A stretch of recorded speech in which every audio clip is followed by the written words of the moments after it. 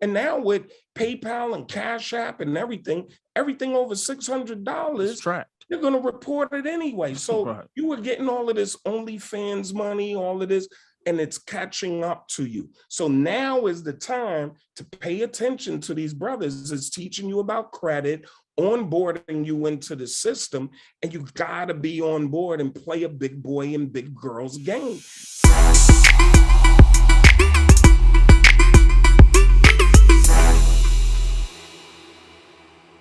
Peace, family. Will Roundtree here on the Full-Time CEO podcast, The Shit They Don't Tell You, where I interview influential individuals, icons, moguls, businessmen, businesswomen, leaders, influencers, you name it. They've been on this podcast.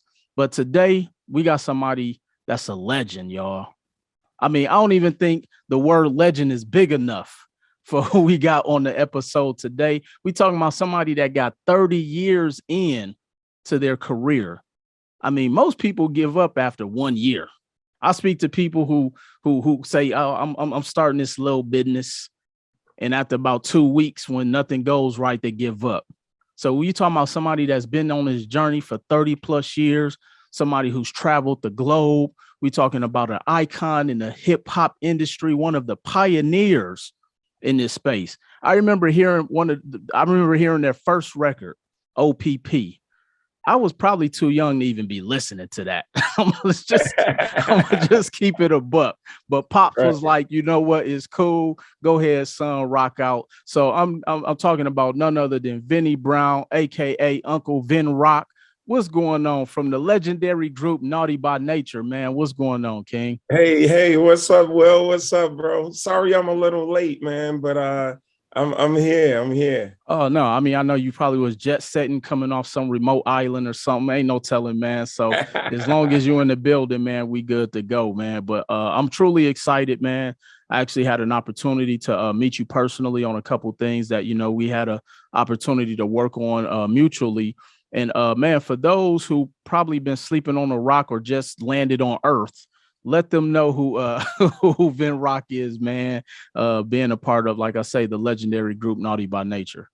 All right. Well, my name is Vinnie Brown, aka Vin Rock. I'm 1/3 of the legendary Grammy Award-winning hip-hop group Naughty by Nature. We're based out here in East Orange, New Jersey, you know, home to other greats as Dionne Warwick, Whitney Houston, Queen Latifah, Notori Norton from the Power series, you know, you name it.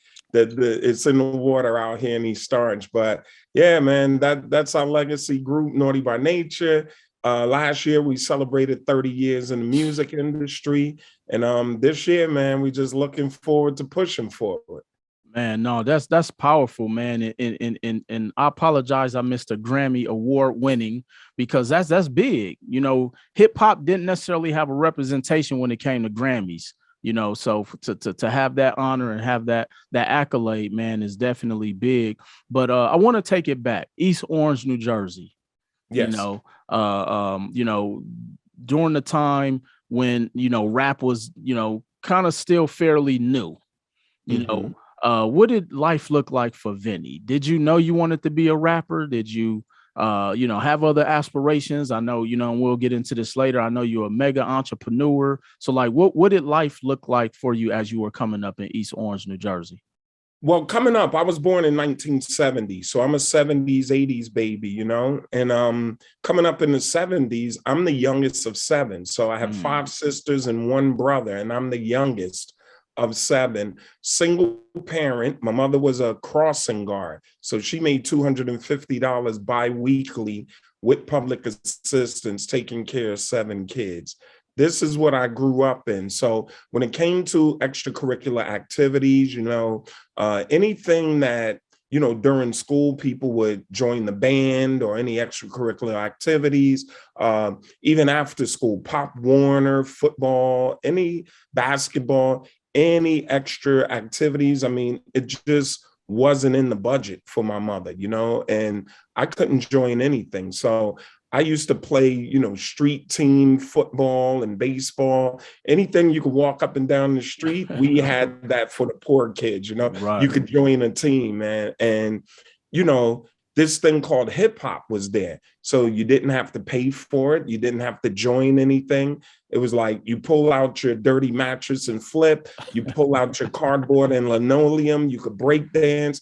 You know, if your guy was using his mom and dad component set, meaning their turntable and speaker set, you could participate in this hip hop thing. So for me, being financially challenged growing up as a preteen and teenager, man, hip hop music and hip hop culture was the ultimate recreation tool for me in particular, and tons of, inner city youth. So that's what, it looked like for me, the climate growing up in the 70s and 80s.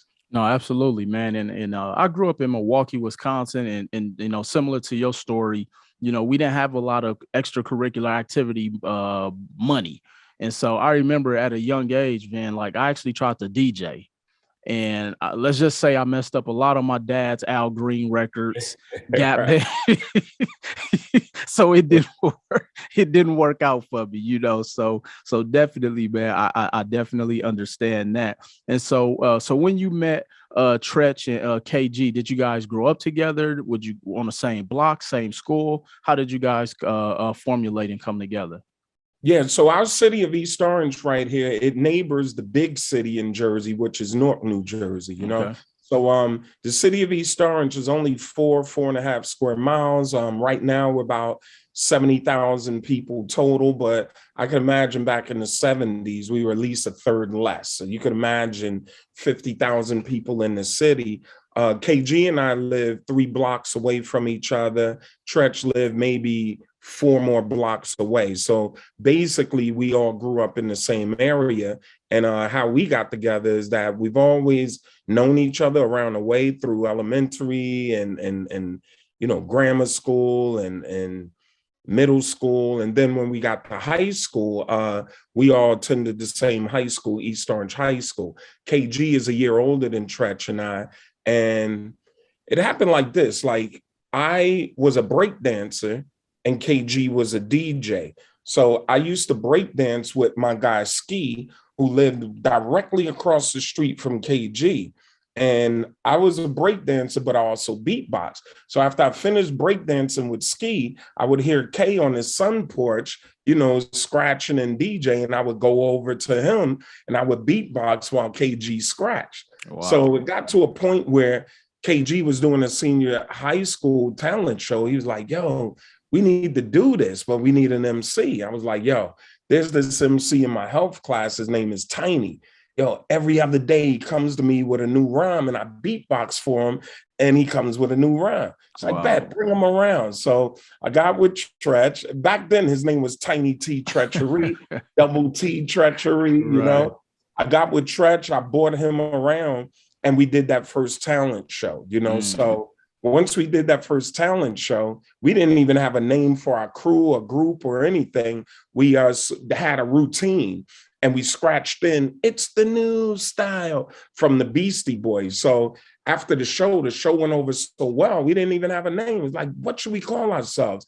We said, yo, that new style thing, the intro worked. We should call ourselves the new style. So our first group was called the New Style. Wow. And eventually we signed to the old Sugar Hill record label, which had turned into Bon Ami at that time. But Joey Robinson Jr., Sylvia Robinson, the legendary Sugar Hill records. Right. They got Rapper's Delight and all of those classic records, you name it, they're right here in Jersey. So that was our first record deal as the New Style. Oh, wow. So how did they catch wind of you guys? Just from being in the city, different talent shows, just bubbling throughout the city? Yeah, well, in East Orange, we used to compete with all kinds of artists. And then we had a guy, Unique. He was actually signed to them. So he was from our hometown. He was like, yo, Unique and Mike C, 2 MCs. They were like, yo, we're messing with Sugar Hill up there and they're signing artists, let's go. And at that time, it's like Sugar Hill had a bad name because from the Sugar Hill gang to Grandmaster Flash and the Furious Five, Melly Mel, like they had a bad reputation for not paying their artists. You know what I'm saying? So, but us being hungry, us being ambitious, we were like, you know what? I don't care, man. We could go up there and make some noise and eventually get away and do our thing, you know? So it was our two homies from East Orange who were signed to them, introduced us to them, and that's how they discovered us. Right. And so it's interesting, Vin, when you talked about, even though they had the bad reputation, you guys wanted to use that as your platform to at least get in the door. And I think that's so important. Like sometimes, and I even tell people this, like, and I teach people about real estate investing. And I say, your first real estate deal is not going to make you $1 million. It may not even make you the money you think is going to make you. You damn sure can't leave your 9 to 5 after you buy your first real estate deal, but that's your entry point to at least get in the game, because then from there, that property appreciates. You use that to go and buy the next property. Similar to like what you just shared with me, you want to just get in the game, build some noise, maybe use their pub so you guys can get eyes on you, and eventually get to a point to where you're big enough to where you could break away, whether you got to buy out your contract or whatever the case may be. So, and I think that's important that you did share that, because sometimes people need to know that you just got to get in the door, you know, and right. I think that's important. You just got to get in the door first. Yeah, definitely. And you minimize your long-term risk by getting in the door. You're saying, you know what? I know this may not be the best situation, but it is a start. And we could go out and exploit the fact that we've partnered with them, you know? So right. That was our approach. And actually it worked. It definitely worked, because we were still in high school. And after that talent show, a lot of people were like, oh, you'll never make it. You'll never make it. But then when we signed to Sugar Hill, we came and all of the hot sandwich shops at, you know, around the school and stuff. We had our promo pictures and the 12-inch album covers posted up. But then they were like, yeah, but it didn't blow up. I don't hear it on the radio. And then that's when we were pursuing to get away from them. You know, we did that one album, but around our way, we did have the Flavor Unit, which was Mark the 45 King, Queen Latifah, Lakim Shabazz, Apache, Lord Ali Bosky. I mean, tons of Flavor Unit artists who were legitimately signed to other New York record labels who were doing their thing. And Cool DJ Red Alert, who was at Kiss FM, and Marley Marl and those guys, and Mr. Magic, who was on WBLS, you know, that was the next step to our way in by getting with the Flavor Unit. So, right. You know, we had to prove ourselves. And as the new style, we bumped into Queen Latifah. She had just dropped her first single, Princess of the Posse and Ladies First. So we were like, yo, man, you know us from around the way, because we always did local talent shows. But now you see we're kicking up dust. And just so happened that Queen Latifah was down with Flavor Unit with Mark the 45 King. That was the production crew. Okay. But Queen and her partner Shakim branched off and started Flavor Unit Management, which was a management company who would sign artists and get them signed to labels. So Naughty by Nature was the first, or the New Style was the first artist to sign to Flavor Unit Management. Wow. And the first thing they told us is like, yo, well, you have this situation with Sugar Hill Records and your name is the New Style. The easiest way to break that contract is to just change your name and change your whole existence, and then you're a separate entity. We were like, wow, because we were so married to the name New Style, and we had already put in 2-3 years of work as the New Style. You know, like, damn, how do we do that? But we were like, yo, this is Flavor Unit, and Queen Latifah was blowing up. You know, she was blowing, like, and she was down with the Native Tongue. So you got to realize back then she was down with Tribe Called Quest, De La Soul, Jungle Brothers, Red Alert, all of them. So we were like, yo, fuck it. We got to do what we got to do to, you know, flip this. So we were like, first challenge was we have to change our name. So we were all digging in our heads, and Tretch went in his old lyric book and came up with the name Naughty by Nature. And the ironic thing is the name Naughty by Nature was actually the title of a song, a New Style song title, you know? So we dug into that old New Style bag and found the jewels, like, yo, this is a title of a song called Naughty by Nature. You know what? Naughty by Nature would be good for our new name, because everyone is Naughty by Nature, and that, you know, everyone could be included in this name. So actually, we had a little resistance from Flavor Unit about the name. Maybe it's too long. We stuck to our guns, like, nah, we get this. And, you know, lo and behold, we changed our name from the New Style to Naughty by Nature, signed to Flavor Unit Management. They got us signed to Tommy Boy Records, which was with Queen Latifah, and we were off and running from there. Man, that's powerful, man. And even just, you know, the name change and just the perseverance of the creativeness of kind of just finding that new direction and that new path once you guys did get with Flavor Unit. But one of the things that also sticks out to me, Vin, is that just being around all of that energy, like that was like the pure era of hip hop, you know, to be around that. Like, what was that feeling like, man? Like, did you guys know all of you guys would go off and have the careers that you had, or was it just you were just so in the moment, in the bubble, you were just enjoying the ride? Well, I think the thing is, when we were coming up back in the day, and like you said, like we grew up in the 70s, but all of this happened in the 80s, you know, mid to late 80s. So, you know, hip hop was still new, and Run DMC was popping, but the money wasn't there. And a lot of the artists and and record labels were independent record labels, you know, from Tommy Boy to Profile Records, where Run DMC was signed to, Sleeping Bag Records, EPMD was signed to, Next Plateau, where Salt and Pepper was signed to. Those were all independent white man owned labels, you know.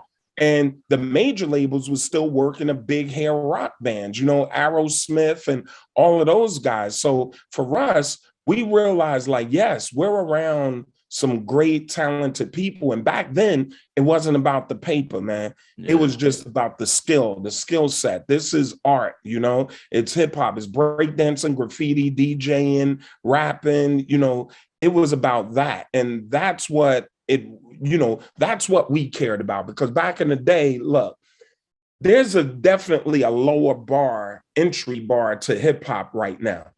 They got swag rap, they got drill rap, they have everything.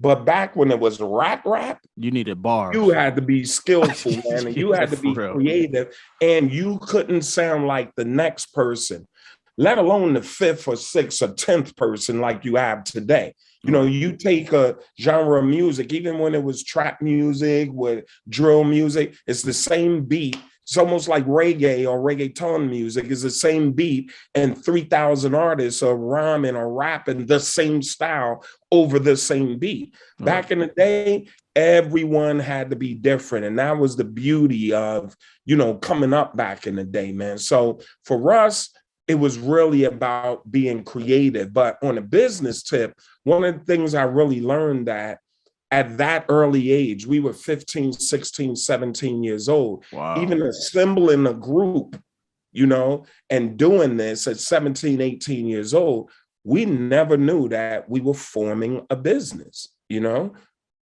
It was really informal, but putting together a group, us pursuing a record label, we didn't realize back in that day, we were running our own independent business. We didn't consider that our own business. We considered what we were doing on the streets our real business. Right. So before we jump into the business side of it, because I definitely want to touch on that. I remember listening to the Symphony and hearing the artists on there, and it was almost like you had to be nice to be on that record, even though they all dapping up each other. So how competitive lyrically, even within the group, but then even within your peers, how competitive were you guys, whether it was a feature or whether you got guys at a cypher, or like I say, even when you and Tretch are on a record, how competitive was it lyrically? Super competitive, because that's how we grew up until this day, man. I mean, when we come out, no matter who we're on the bill with, our thing is to smash down the shows. You know what I'm saying? And we grew up with guys like, let me tell you, when we were teenagers in high school, our local club was Club 88, and they used to have the Tough Teen Talent competition. So let me tell you who grew up with us. Redman, Queen Latifah, Lauryn Hill, Wyclef Jean, The Artifacts, Lords of the Underground, Chino XL, you name it, man. I mean, we all grew up together and we would all bang out at Tough Team Talent competition. Right. So this is giving you the scope of competition that we grew up with, and just naming these artists to see where they are today is like, that competition was very, very intense. And at the end of the day, it's all about the quality of the product, man. You got to have that quality. No, 100%. And iron sharpens iron. And it amazes me how people want to be around people who aren't better than them. I'm like, yo, I want to be in a room where people are better than me, because it forces me to raise my level of competition, raise my level of competence and thinking and all of that. And so on the business side, and I know you mentioned that you guys didn't know you were actually forming a business, more so just, hey, these are my brothers, we coming together, we like doing music. When did the business acumen kick in? Like, did you guys form an LLC? Did they teach you guys about trademarking the business name, or it was surely just off the mere hustle? Well, we've always had an accountant and a lawyer. Well, we always had a lawyer.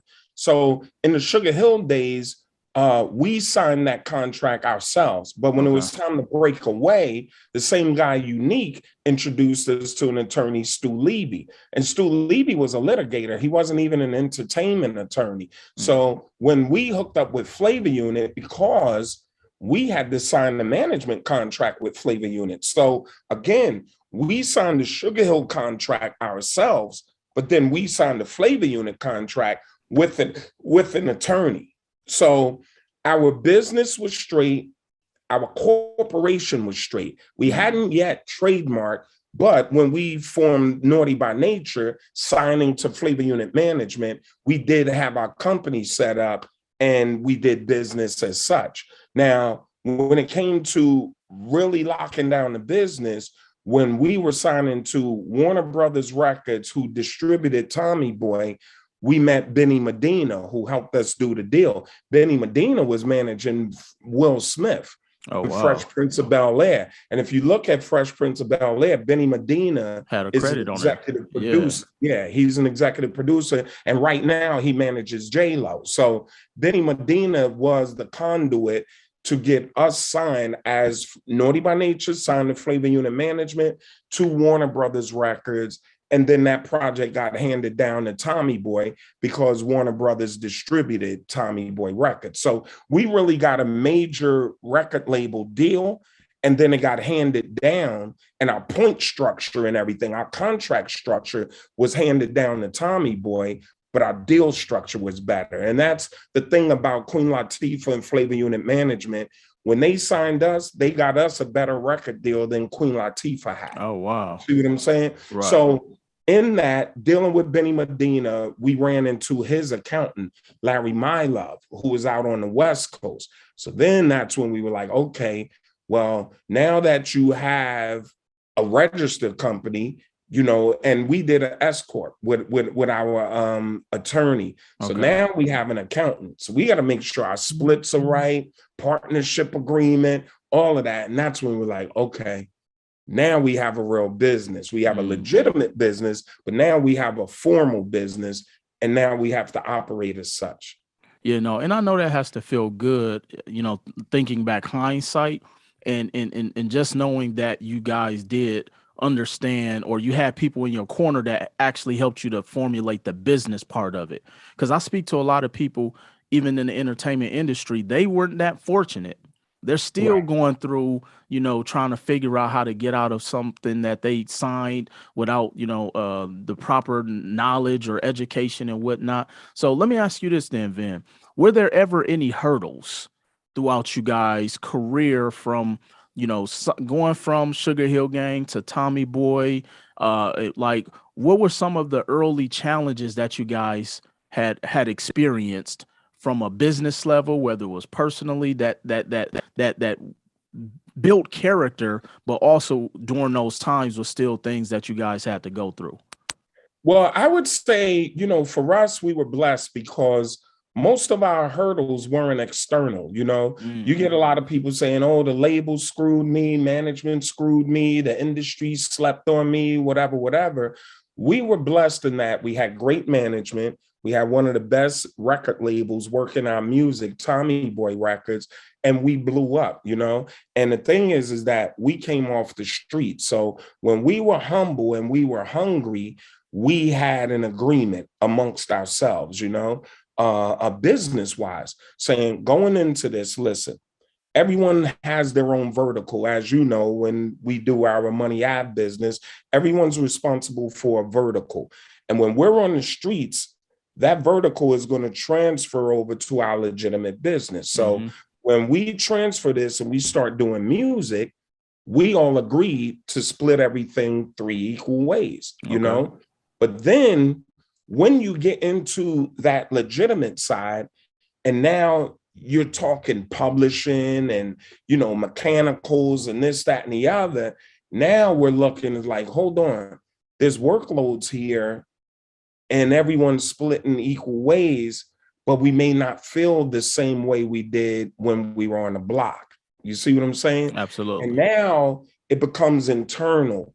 How do we work this out internally? And then when we blow up, now everyone could feel what they do carries more weight and they deserve an equal share. So we had a certain structure when we did our first 3 albums, and then we mutually agreed from the 4th album on to break up that structure and just make things different. You know what I'm saying? And I think during that time, that was some of our biggest hurdles. It's like, well, what do we do? How do we divide this up? And who's doing what and who's responsible for what?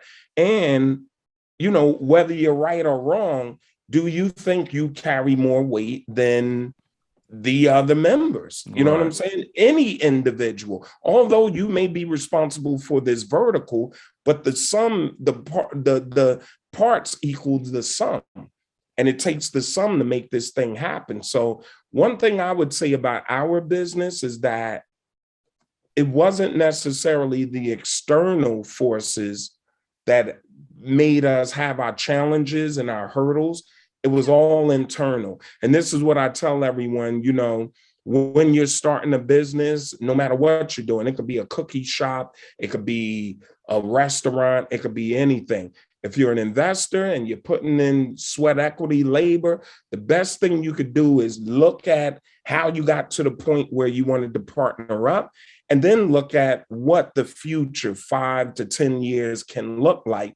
And then you should make your partnership agreement based on that. Because once you get it rolling, and God bless the fact that if you have success, you know, you can't really go back on those deals. At all. And I think that's a valuable lesson because, I mean, let's be honest. A lot of times we see that, especially with Black businesses that partner together. You know, they may start off, like you say, oh, it's going to be 50-50. And then you go in, start having success. And then one is like, man, well, I'm the brains, I'm the vision, you just do this. And then it becomes that turmoil. And that's why you definitely got to make sure that you have things on paper, but then also forecast for the vision, for the future. Like you can't just look at it, okay, we're equal now. Well, no, we need to figure out where we're going in the next 5 to 10 years and base that forecast off of that. So that's a powerful lesson. So let me ask you this, Vin. Let's turn the tables a little bit. O.P.P. record comes out. I remember the first time I saw it was on MTV. For those who are too young, MTV actually used to play music videos. Right.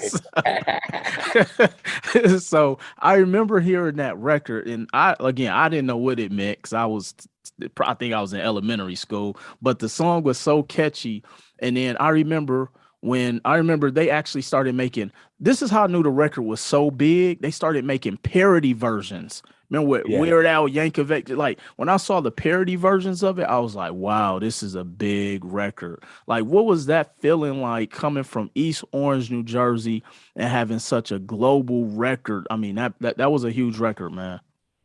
Yeah, you know, and at that time, you know, MTV supported us a lot.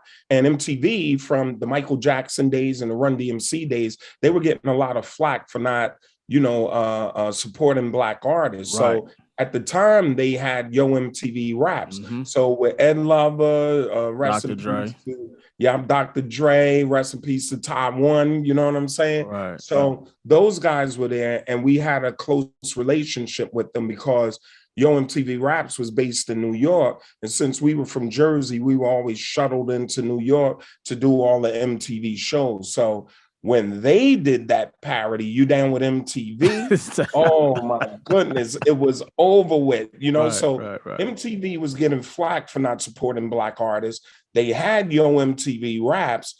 Along comes this song O.P.P, and then they flipped it to Down with MTV. That was the biggest campaign ever. Yeah. And, you know, this is what I realized, that in business, and even 31 years later now, as Naughty by Nature this year was celebrating our 31st year in the industry. Congrats.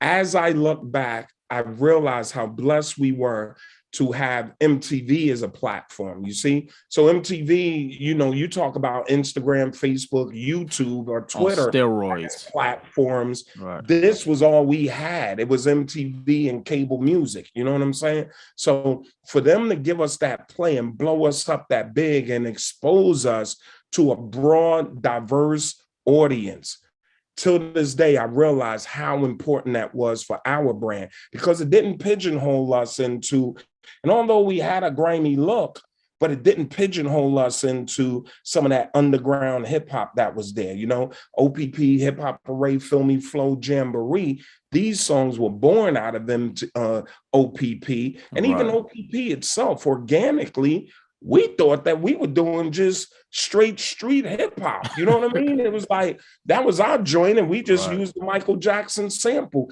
We never anticipated that record being a crossover record and doing what it did. But I realized how much it benefited our business to have a crossover audience, because we have so many avenues over our 30-year career that we could play from.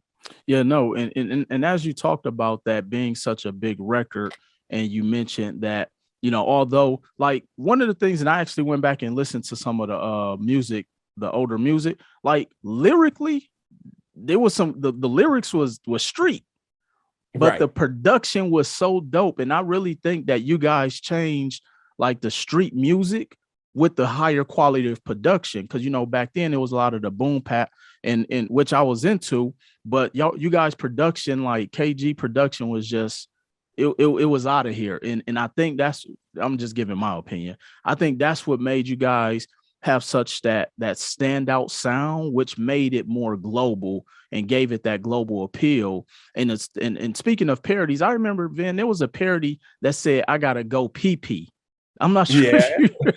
Yeah. It's like man, that record was so big, and then just seeing, you know, you guys and being able to go and grow from there.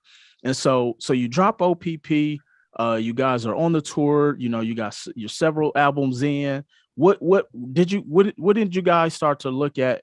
Okay, we can now branch off outside of music, but still keep our identity in music. When did that start to begin? Because I know Tretch went into movies and, you know, doing different things. You got more into business and tech and all of that. So where did that started to come from? Well, what happened was, you know, we were street kids, so we ran our own block. And when O.P.P blew up, we took everyone off the block. But as the new style, we always had merchandise. We always branded ourselves, this, that, and the other. And of course, because we were with Flavor Unit, Queen Latifah at that time, she started doing Living Single, the sitcom. Yeah. And she wasn't even touring as much. And we were the workhorse for Flavor Unit as far as touring, bringing in income. And, you know, what happened was, just as O.P.P blew up, we left the block, but we had a couple of guys who were down with us who stayed home, and they kept the block going. Then the feds got on our block. Then the feds raided our block while we were on the road. And, you know, we had our bank books. We used to sell merchandise from the street corner. You know what I'm saying? Right. We had all of our fan mail going in KG's. We had a P.O. box, but it would all be sorted out there. And basically KG's mom and sister was our fan club correspondent. So they would respond to everybody. When we're on the road, we left a batch of t-shirts and merchandise at the house. So they would, knock it out. And then we had a safe where we would have our street merchandise and have our legitimate, road money there and our bank books. Well, when the feds came, they froze everything, took everything and claimed that we were laundering, our legal money and still funding the streets. We were like, man, that's the last thing we want to do. So when we shook it all out, the guys who were responsible for what they were doing, they did their time. But that's what really made us say, okay, well, all of this has to come off the block. You know what I'm saying? We can't sell merchandise. We can't do anything from the block. So the first thing we did is we set up the retail store, Naughty Gear, downtown Newark, 106 Halsey Street, right? So primarily I was responsible for that. And then, with Flavor Unit, they started sending Tretch out on reads. And one of his first movie roles was Juice. All right. Then KG, as a producer, he loved developing new artists. Even as the new style, KG had new artists in there and was developing little singers and other rappers and all that. So that's kind of how that formed. So once we set up the retail store, Naughty Gear, 106 Halsey Street, downtown Newark, then we set up the film company, then we set up the record label. And our thing is, we have Naughty Gear as a retail store. We wanted to use that as a Disney store. So anything that Naughty by Nature produces, it'll go in there, all of that merchandise. If we break a new artist, we had Janae, we had Rotten Rascals, eventually we had Jaheim. The concept was all of that merch would go in there. Any films that Tretch was in or any films that we produce as Zilltown Films, all of that would go into the store. So that was our concept that, again, each of us had our verticals. Tretch had the film company, I had the merchandising, and Kay had the record label. But we had a store where it can all be housed. And that's when we realized, you know what? This is the blueprint on how we're going to grow and scale our business. And to be honest, that was the blueprint for the rest of the industry. Wow. And it's dope. And I like how you mentioned that, because as I'm speaking with a lot of my clients that are attempting to grow their business, I say, look for verticals in your industry and dominate it. You know what I'm saying? And so how you talked about, you got the music and films, you got the merch and all of these different things, because all of those things are encompassed. And why give that to somebody else when you guys can own it? So it brings me to a point, licensing. Did you guys ever get into the point of licensing out your name and your music and all of those different things? And did someone have to teach you guys about that? Was that something you learned? Because it seemed like you guys took, the knowledge the lessons you've learned from the street and adapted it to the business and actually ran it, but you ran it like an actual business. So where did a lot of those lessons come into play? And did you learn about licensing? Well, a lot of that came from Flavor Unit management, right? Oh, wow. Okay. Because you have to realize, man, in business, right? And if you associate and align yourself up with certain people, some people are in the game prior to you.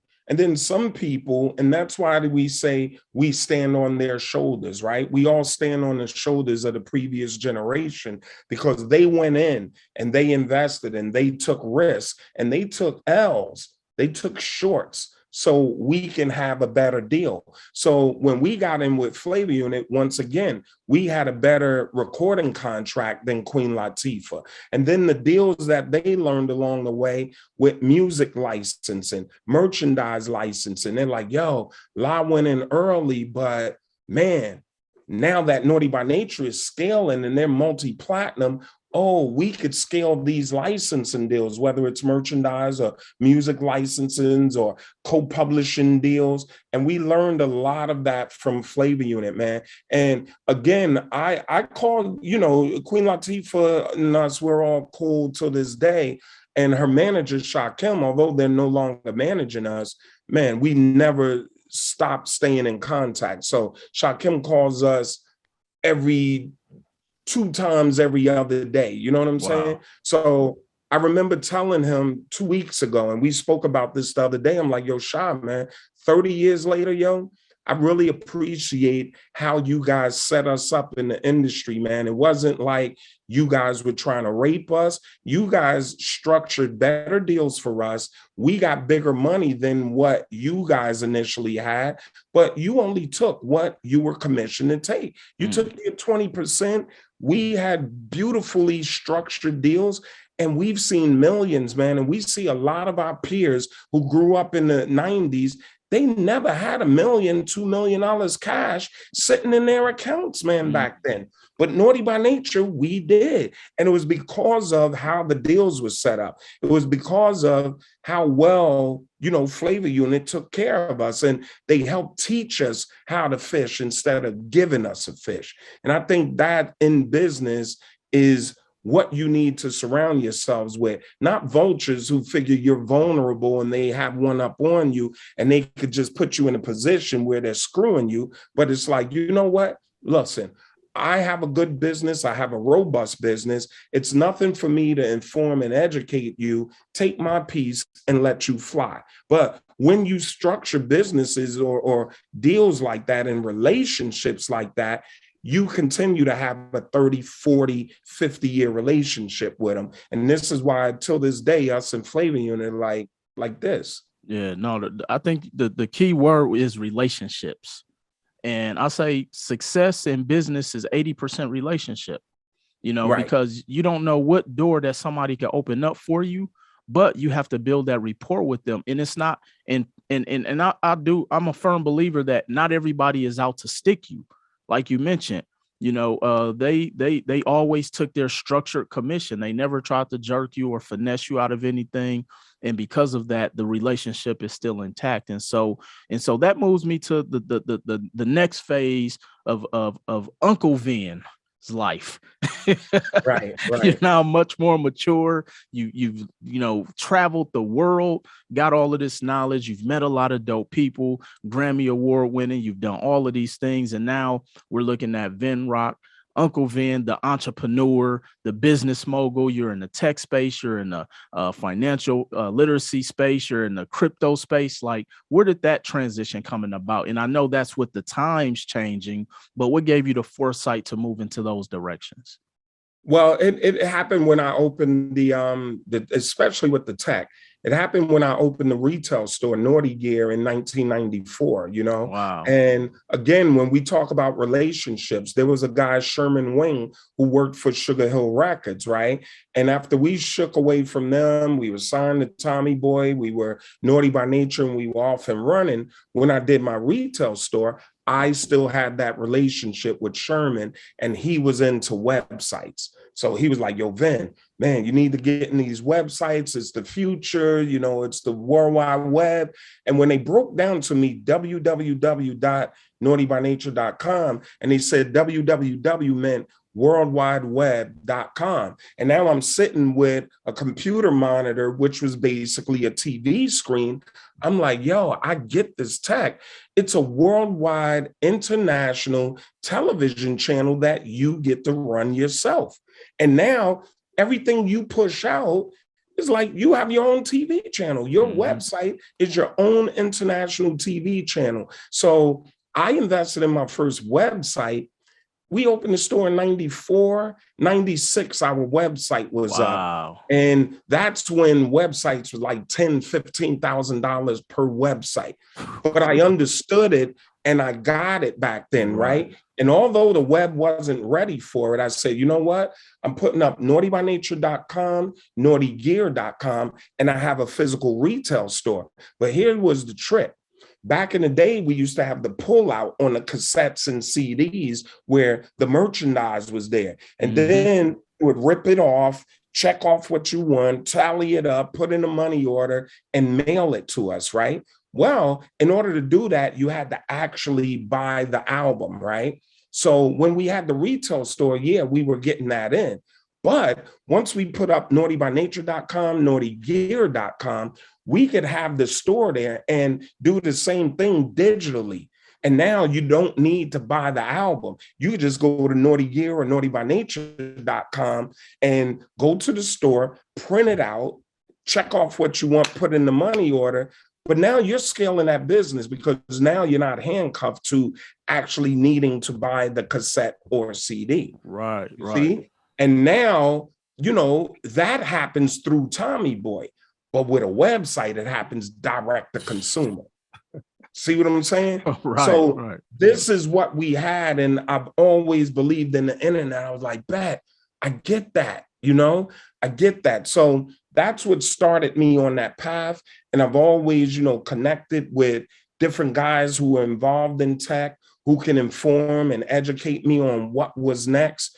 And I kind of took that ride, And then another vertical I'm heavily involved in is local politics, because even when we were on the streets, it's like when the cops come through, man, somebody's got to regulate. So we were always able to have a good rapport with the people on our block versus the chaos on the block versus the balance of the street. So, all of this takes politicking, right? Yeah, that's all it is. You can have a drug block, and by nature, it's a negative thing. But if you're courteous, or at least attempt to have some kind of calm in that storm, hey, even the citizens will appreciate that. You know what I'm saying? As long as I could walk up and down the street without getting shot at or robbed or crackheads coming at me, and I know someone's regulating, I could deal with that, So we had that when we were on the block. But then when we came as Naughty by Nature and we started having block parties and all of this stuff, we were always involved in local politics. So, that vertical for me, even right now, I made a conscious effort or decision to move back to my hometown and birthplace of East Orange, New Jersey, to work with my mayor. You see what I'm saying? So the fact that I even have this vertical to work local politics and learn what it is to run a city and get into development and knowing what that is about, that's just another vertical. So as I've been going in my career and as I've been doing foresight on what does the future look like besides Naughty by Nature, it's the tech space. I have a tech company, New Economy, with my partner, Greg Karen. It's the local politics. You see what we're doing with Money Ave, with Will Mingo and Anthony Don Baker, financial literacy.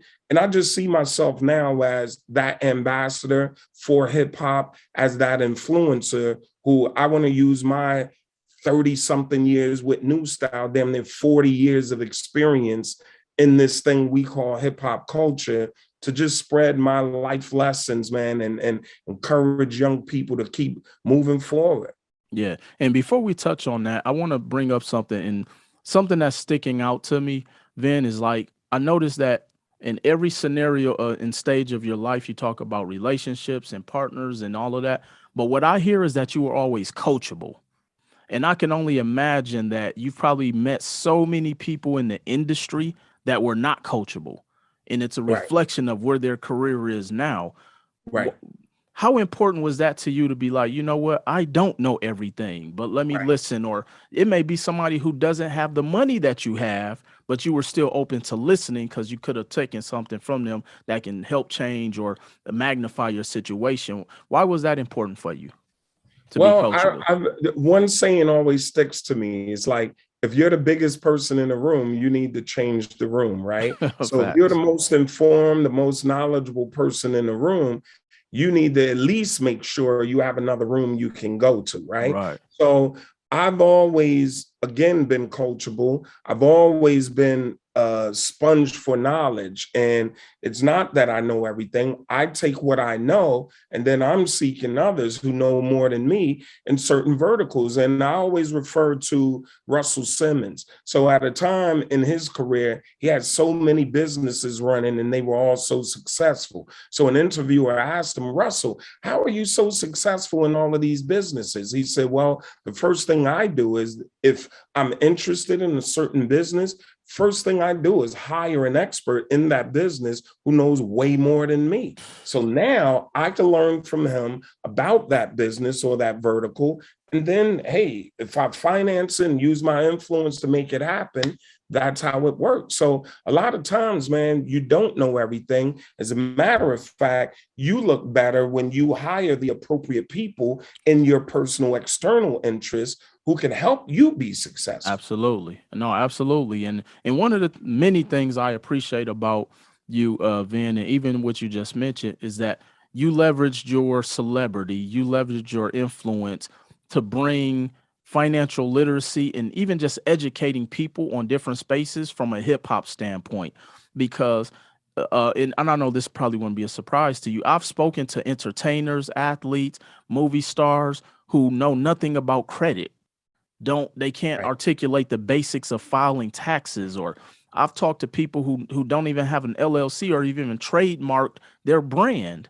And Right. so what is it that you think that more entertainers or people in your space could do to continue to educate the people about these things that we need to be taught? Because here's one of the things that I've learned: the labels don't want the artists knowing this stuff, because then they become irrelevant. So what Right. can people like yourself and, you know, the little bitty influence I have, what can we do to continue to educate people on the importance of just getting access to the information, or at least having people around you to make that information more accessible? Well, I think for us, man, it's tough love. You know what I'm saying? We Mm, have to spread a little more tough love, right? Because our people know better. I was just in a barber shop the other day, and there were some young girls came in there, two young girls. Between both of them, they had 6 or 7 kids, right? And you could tell, like, I'm in the hood, so I know what time it is. These girls are on public assistance, have very little to nothing. One of them is still pregnant. Every kid had on Jordans. They had on wow. fucking Balenciaga shirts or whatever. Whether they were real or not, you know about that branding and you know what you're going after. And if you're educated enough to know what trendy brands are out there, you're smart enough to do a deep dive into what credit is, you know, Mm, what open a bank account is, what having a decent credit score is. So for us, we have to start teaching tough love. Look, you know better. I'm not trying to hear all of racism, this, that, or the other, because yeah, it exists. We know that. But one thing I tell all of my political leaders and you know, community leaders is that, well, when you look in the 40s and 50s and 60s, those young people, and even when Dr. Martin Luther King was coming up, those young people financially have far less financial resources than we have today, yet they were able to organize and push these legislators for better justice and just leveling out the playing field with little to no financial resources. right. Now we have so much disposable income, man, that we're just tricking it off, and you know, we're getting cash. And a lot of and I tell this to my club promoters, my bartenders, my dancers, stripper friends: listen, you have a legitimate business, get it on the books, because you're doing all of this work and it's all under the table. You can't really use it. You can't get credit. You can't get a mortgage. You can't do anything simply because you're not putting it on the books. And now with PayPal and Cash App and everything over It's $600, tracked. you're going to report it anyway. So Right. you were getting all of this OnlyFans money, all of this, and it's catching up to you. So now is the time to pay attention to these brothers. It's teaching you about credit, onboarding you into the system, and you got to be on board and play a big boy and big girls game. If Mm. not, you can't blame anybody when now you're 40, 50, 60 years old and you bust your butt for the last 20 years and literally you've made $1 million off the books, but it's invisible because you haven't put it on the books. Wow. No, that's a valuable lesson. And that's one of the things that I really pride myself on, is giving that tough love. And I tell people, look, we got to stop having a poor man's mentality. Poor standing for passing over opportunities repeatedly. Yeah, we, like you say, if I'm conscious enough to understand this brand, I need to understand how to take care of my paperwork, Right.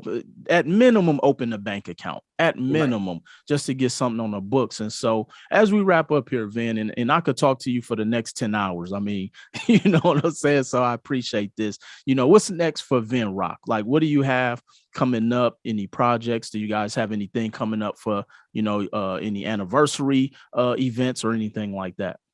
Yeah, so for Naughty by Nature, we just closed out on a new licensing deal with Global Merchandise. Wow, so dope. They're actually taking over because I ran the website myself. So again, people, I invested my hard-earned money and on the website, and I do all of my targeted ads and everything. And now the payoff is there because we did a nice lucrative deal. I showed them what I did on my Shopify account. They were like, then we could help scale this 5X for you. You know what I'm saying? So we just did that. And our Naughty legacy, as far as merchandising, will live on. KG and I, we have a separate company called Illtown Sluggers. It's a DJ hype set, multimedia entertainment company, and we're about to go on tour with New Kids on the Block. Wow. From May to New Kids on the Block, Salt and Pepper, In Vogue, and Rick Ashley, man. And so that'll be 57 arenas in 10 and a half weeks. We're going to cover about 500, 600,000 people, but we're launching our new brand, Slugger. So if you follow me on at Uncle Vin Rock on Instagram and just Naughty by Nature in general, you'll see that we have Slugger the bear, the mascot out there. Yeah, I saw that. We're doing tons of great things with him. We have the Illtown Allen metaverse that we're partnered with Altspace VR and Microsoft in the metaverse. We're doing tons of next Saturday, actually, we have our second VR event. So we have a holoportation fashion show and a holoportation